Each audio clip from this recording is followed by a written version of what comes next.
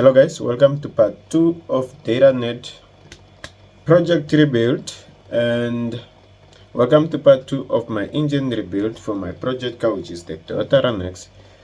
And yeah, last time we ended up at the part where we started the car and the car was sounding like a little bit too crazy and too loud.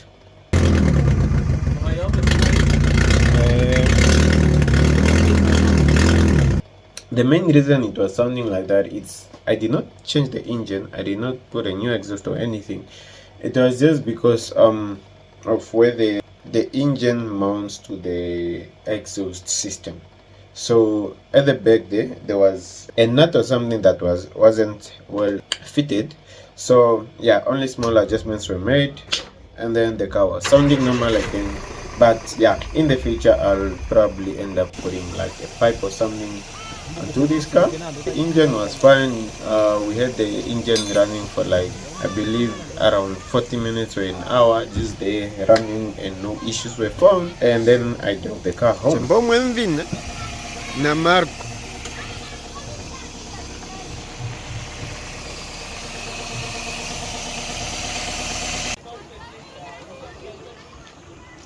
Now comes Monday morning, I was like on my way to work.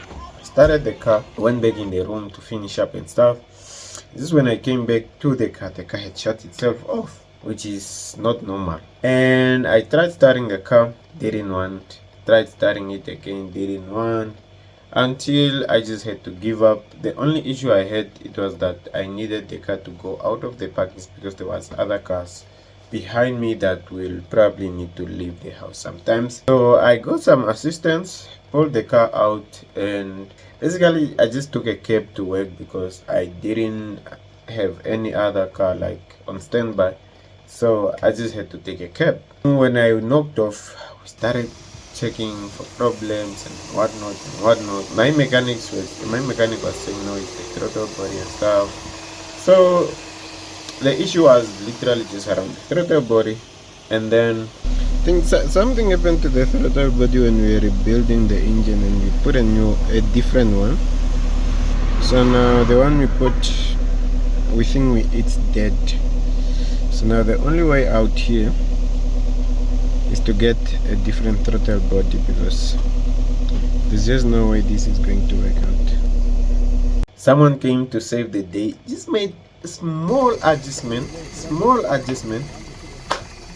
boom, everything was now fine. Just a slight small adjustment of the angle of some 2 bolts. I think my car is now back to normal. Guys, I could not even make videos because I wasn't fine at all. So now tomorrow I'll just start the car up in the morning. I won't be going with it to work because I still have trust issues. So after that, the car was just fine. No, I drove around with the car just to check if something is happening. Nothing was happening. Then on the next day I was like, nah, I'm not going with this car to work. So I decided no, I'll park in that car first, bring in another car, and I'll have a backup car. And when I was thinking, I was like, no, I'm not going with that car to work. So I decided to go with the other car. When I came back, started driving the car, nothing was happening. Then I decided, okay, I'll take the car in for a car wash. And after that, the rest was history. So this is the end of the engine rebuild series, and I hope there's a funny sound in the engine that I want to get rid of. Apparently it goes away with time. Yeah, I really hope you guys like this video. I know it's quite like a short video and it's not too specific to a point, but yeah, I've been quite busy, so that's why I even skipped one of the videos. And yeah, it's quite it's not easy to make videos because they take forever to edit and stuff. And do forgive me guys, the edits that I'm doing now, they are not the best edits I can do, but I'm just trying to keep up with the consistency. But obviously with time I'll have a system in place in which I can always use to finish my videos on time and to make at least proper videos.